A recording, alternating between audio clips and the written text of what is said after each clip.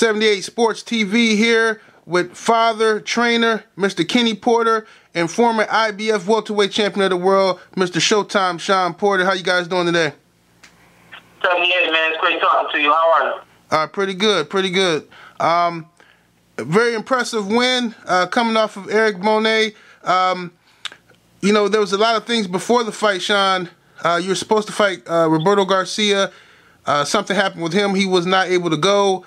And then there was rumors that you might fight Kareem Mayfield or Eric Bonet. How did this decision to fight Bonet come into play?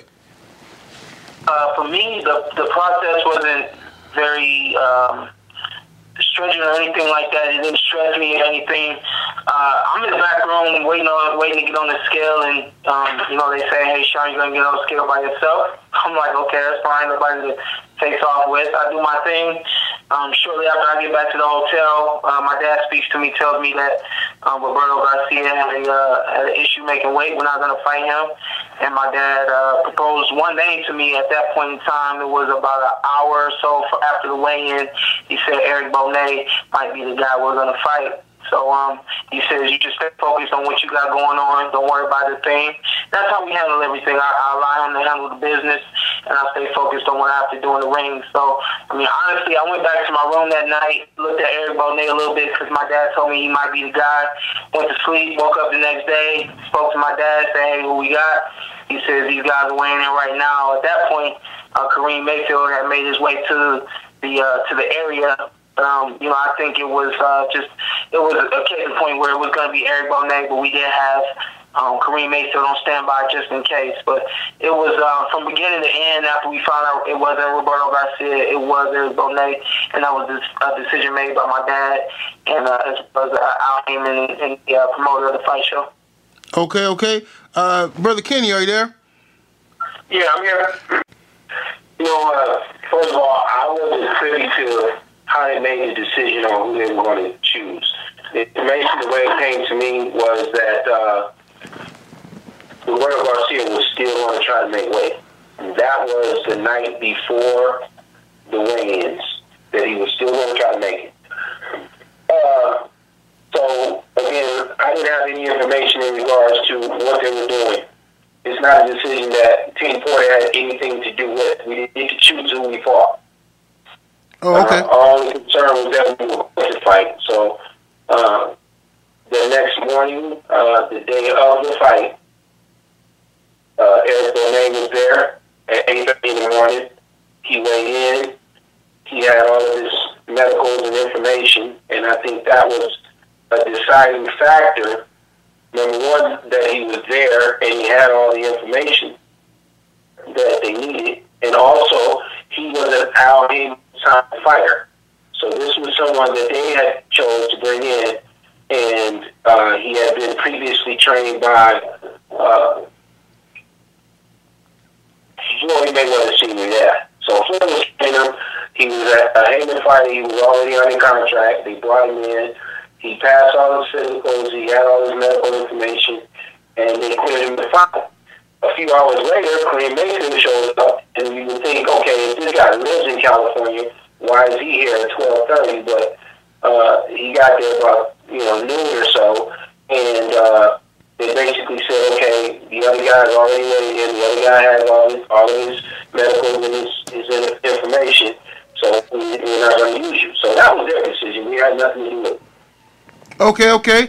Also, it was a very impressive win for Shawn. Took care of business, and the guy Bonet looked like he was definitely going for a knockout. He looked to be a real good counterpuncher. Shawn, can you tell me and tell the fight fans what things have you picked up since your defeat to Brook? Since the fight with Brook, one thing we really focused on is really tuning in to what's being told to me in the corner and implementing that outside the ring. Also along with that is, several things like I think you could see when I fought Eric Bonet, I was more in control with my attack after I put him down with the first body shots. And, that was another lesson learned from that fight is, you can't get too excited or, just swing for the fences. And I know that. I've been doing this for a long time, and I think that came from the fight is just understanding that at all times you got to be focused, and not only focused, you just got to be in control and in tune with what is really going on in the ring and in the corner. So I think that's really the fight against Kell. Being able to look at 12 rounds and know what I'm doing through 12 rounds and understanding what I'm doing and understanding how to fix it has really brought me a little ways since that fight. Okay. The IBF has recently said that they tried to make a bout between Timothy Bradley and Amir Khan as a title eliminator to face Kell Brook later this year and become the #1 contender. Now that Amir Khan has turned down the Timothy Bradley bout, they're saying that they're going to make Frankie Gavin versus a Timothy Bradley for the title eliminator. How do you feel about that, seeing as though you're still ranked in the IBF? And would you, right now at this point in your career, jump at the chance to mix it up with any of those guys? Definitely jump at the chance to mix it up with any of those guys, especially Timothy Bradley or Amir Khan. Those are two elite fighters, and in a great position, and to put them on my resume as getting big wins against those guys would be great for me, myself, and my team. Aside from that, I'm gonna just speak on this just a little bit because I didn't really know any of this information until right now. But two things. Number one, it's not fair. I'm 25, 1-1.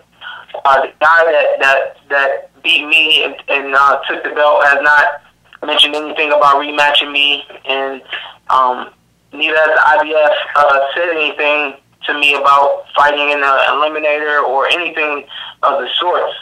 And for me, at that point, to be 24-0 going into the ring against Kell Brook, I just think that it's rightful for me to be in that conversation. As a guy that should be fighting for the eliminator, or fighting the guys who fight for that eliminator to fight for that IBF title. But along with saying that, I will say this: I understand that the world is not fair. I understand that this sport that we call boxing is very unfair, and it's just time for me to pay my dues, take it one fight at a time, and I'm not looking back. So if Kell is in my future, it'll be there, and we'll duke it out again. If not, we'll keep moving it on to bigger and better things. And Amir Khan or Timothy Bradley, we'll fight any of those guys any day of the week.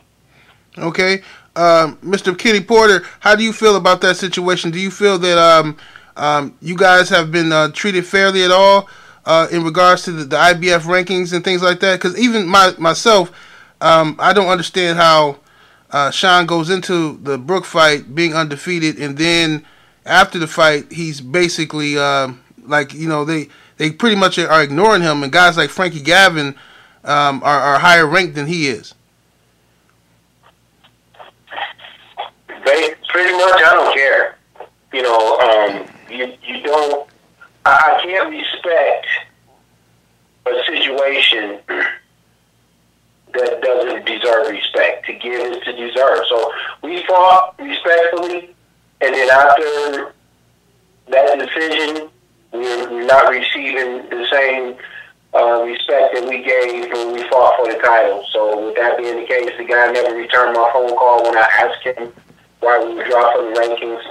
I don't feel that is worthy of me even commenting on. As far as fighting Bradley, we love to have that fight. Amir Khan, we love to have that fight. Kell Brook has absolutely no interest in fighting Shawn Porter. We understand that. It's not a problem. No, we don't look back at it. We fully understand it for what it is. Anybody that's looking at the situation and sees that Joe Dan versus the guy he fought to get to the title for the title eliminator, and then Joe Dan, the type of fight that he put up against Kell Brook,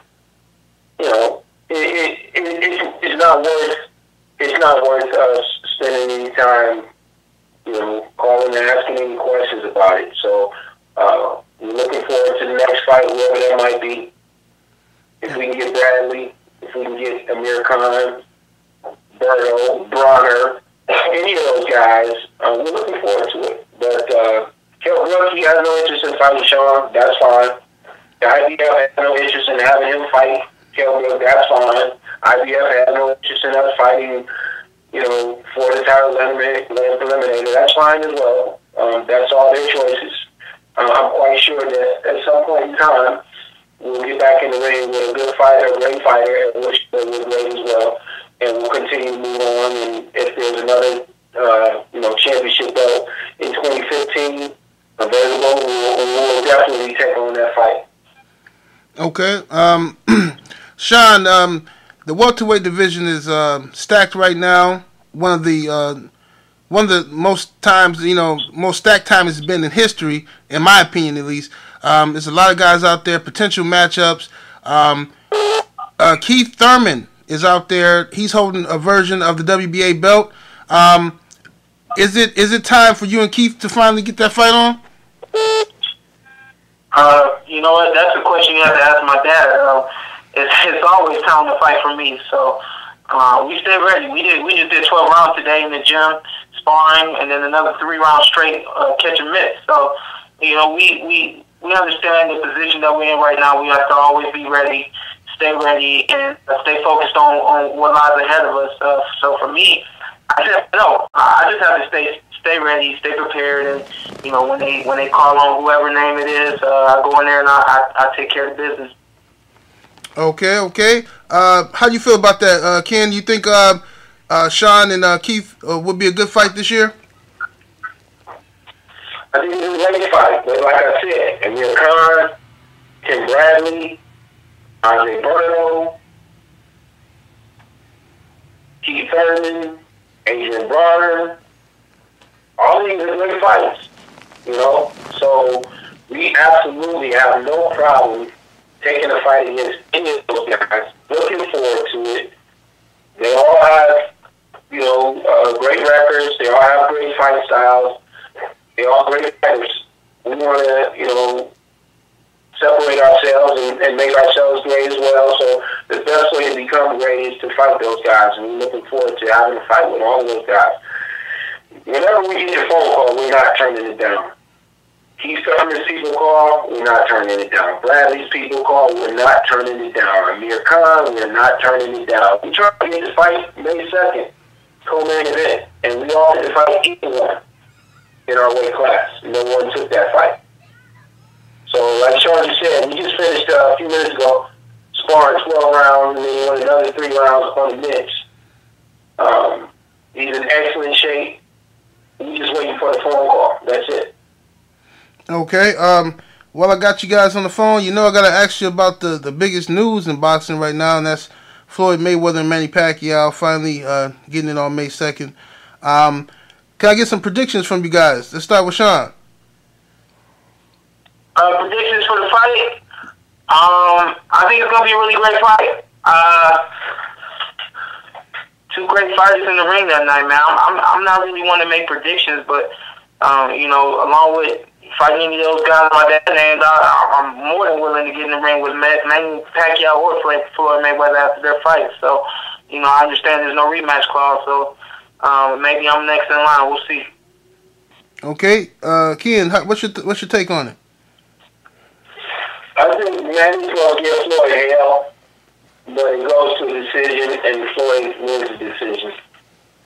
But I'm pretty sure that Manny's really going to he's going to bring an exciting fight to Floyd Mayweather. He's going to bring a lot of boxing pressure, a lot of combinations, and it's going to be an exciting fight. But if it goes to a decision, I see Floyd win the decision.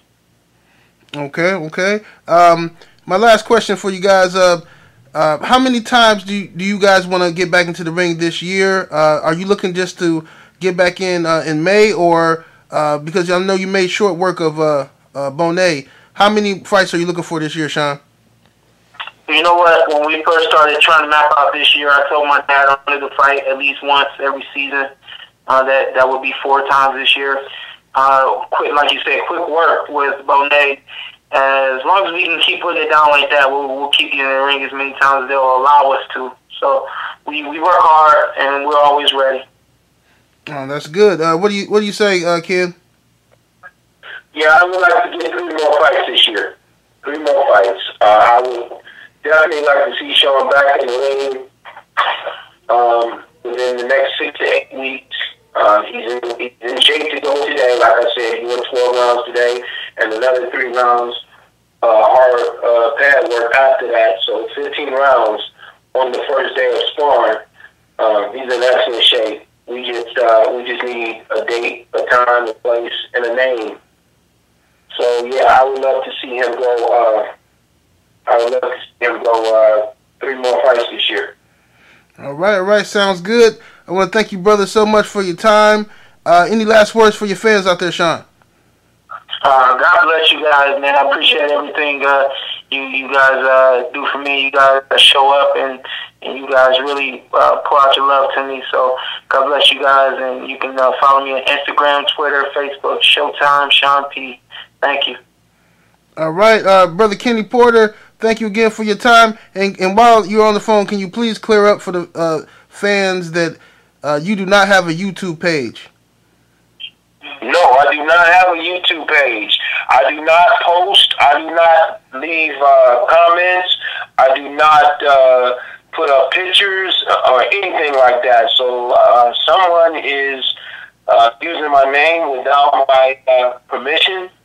And any comments or anything that is being said in regards to boxing, it is not me. Absolutely. All right, guys, thank you for your time, and I will keep in contact with you. Thanks a lot.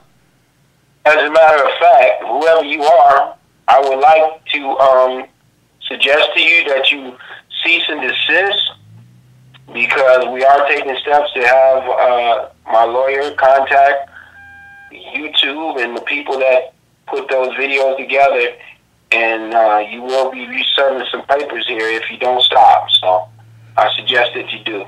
Absolutely. Once again, thank you guys very much for your time, and I appreciate it very much. All right, Shawn, good luck in the future. I'll stay in contact. Thanks, my man. Hey, call us anytime, man. We really enjoy talking to you. We enjoy being on your show, so call us anytime. Absolutely. Will do. Thanks a lot, guys. Yeah.